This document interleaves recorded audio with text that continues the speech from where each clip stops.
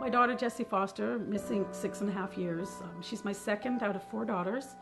And I can remember, like, her stepmom used to always joke around when she was little, saying, there's no flies on her, because she was always so active, always popular with her friends. In grade 7, when they were doing the graduating from grade 7 into high school, I was actually taking a hairdressing course, and Jessie and all of her friends came down to the school, and we did all of their hair, and Jessie helped do all the makeup because she's always been really good at doing makeup. And she went from the biggest tomboy, where one of my neighbors thought she was a boy, to being the most dainty, girly girl of anybody.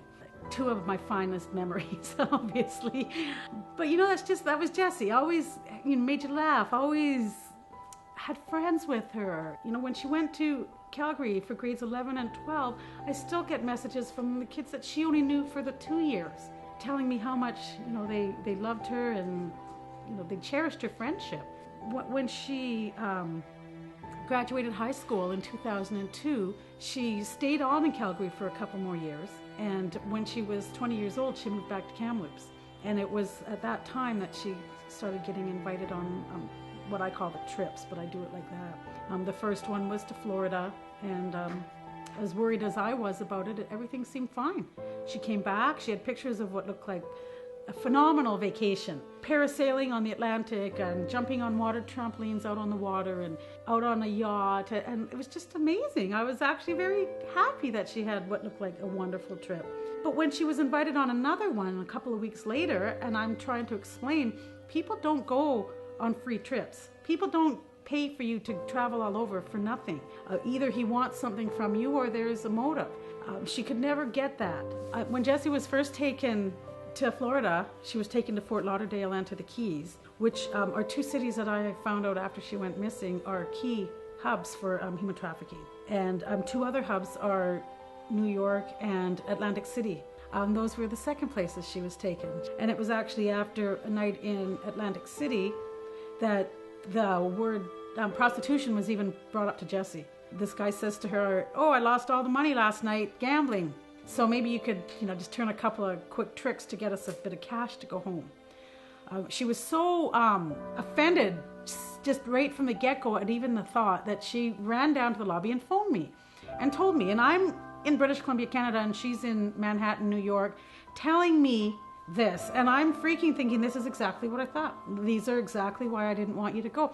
These are what I was trying to say. But she's still saying to me, "Oh, he's just being a jerk. He's not going to do anything." She still felt enough confidence in him as a friend to go back upstairs to that room. The next day she calls me, happy as a clam, telling me, "Oh, we're not coming back to Canada. We're going to Las Vegas first." And I'm freaking. Did she not remember what she just told me? Because I remember what she just told me he had done the night before. And why would she want to go anywhere with him? But you know what? She was 20 years old, 2 weeks before her 21st birthday. Somewhere in her brain got the idea of spending her 21st birthday in Las Vegas, which is something a lot of Canadians want to do. When I tried to explain to Jessie that this is what people do, they take you away, all she could tell me is that I worry. All I could do is get her to promise to come home after her birthday. Her birthday came and went, no talk about coming home. I said, "Now you need to come home." Now she's telling me that there was a car accident and she's got to wait for an insurance claim. I wait for word on this, nothing. Now she's telling me how she's met somebody, that she's fallen in love. And she's moving in with this fellow. She's going to move into his house. I couldn't get through to her that you can't just move to another country and move in with somebody. There's a process to live in another country. You needed a visa. You needed to have a permit to work. You needed to have permission to stay. It didn't matter what I had said. She would just go on about all the fun she's having, about all the excitement that it is down there, about how she was sitting at a club next to Justin Timberlake. And then when she got engaged and said she's going to move in with this guy, I tried to get her to tell me a little bit about him, and all she could say was that he was a bit older. She told me he was in his 30s. She was 21. Turns out he was in his 40s. I found out from the Las Vegas Metro Police that he's a known pimp. Unfortunately, when you find these things out after your daughter's missing, it just makes it worse. It makes you know that no matter how many times I knew I was right, I still didn't go down and just grab her and bring her home. And that's probably my hardest thing, is that I knew that something wasn't right. But you know what? I worked and I had other kids. I still had 2 teenagers at home. I just couldn't up and go to another country. And, you know, I'm thinking she's not a dumb girl. She came home once. She came home just before Christmas time. We all thought she wasn't going back. She ended up on the phone over and over, fighting and screaming and swearing with this so-called fiance. I actually was very happy, thinking that this is it. There's no way she's going back to this. And we got up Christmas morning, opened up presents. We were preparing to go to my father's house for Christmas dinner. But Christmas morning, she said she has to go back to Las Vegas that day. And we're like, what do you mean? Nobody flies out unexpectedly on Christmas Day. Didn't matter what we said. We dropped her off at the airport, 2 o'clock in the afternoon on Christmas Day. And I've never seen her beautiful face since.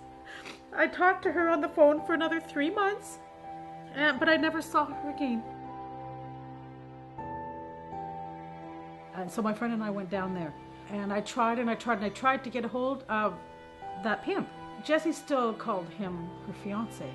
But when she went missing and he would say things to us and to the media about how Jessie Foster was a hooker when I met her, I no longer had any qualms about saying anything to him at all. And when I got to Las Vegas and I wanted to meet with him, I called him every single day I was there. And every day he told me he wasn't going to come and see me. And everything was just piling up as to nothing added up right. So finally, on the second to last day of us being in Las Vegas, and he still hadn't agreed to talk to me, the strangest thing happened that night. It started to rain. We actually were huddling under a walkway with a fellow, and we gave him a poster. This fellow turned out to be from Texas. He was an ex-Lone Ranger. And his words to me was, well, if this fellow wasn't going to agree to meet with you, tell him you're going to be back in 5 weeks, and I'll meet you back here in 5 weeks. I'll get him to talk to you. And that night I went back to the room and I phoned him up. I said, we're leaving tomorrow. And if you don't want to see me before I leave, I'll see you in 5 weeks with the Texas Ranger we just met. 6 o'clock in the morning, he's downstairs in my lobby calling me to come downstairs and meet him. He was in starched, bleached white, couldn't have looked cleaner, crisper, shoes were shined, hair perfect. And I'm thinking, you know, really? You know, me? I sometimes forgot to brush my hair. My daughter's missing. I don't care about looking perfect. And all I could say to him is, you don't look worried. And when I went to introduce him to my friend Brenda, he pulled his hands behind his back and he said, I'm not going to shake anybody's hand. And then he told me I might as well just leave. He just wanted me to see him face to face, so I knew that I wasn't of any concern to him and that Jessie was no longer of a concern to him. To me, that just told me his whole entire attitude towards my daughter. I was business only with him. I didn't show him any emotion. I didn't want him to see me break down.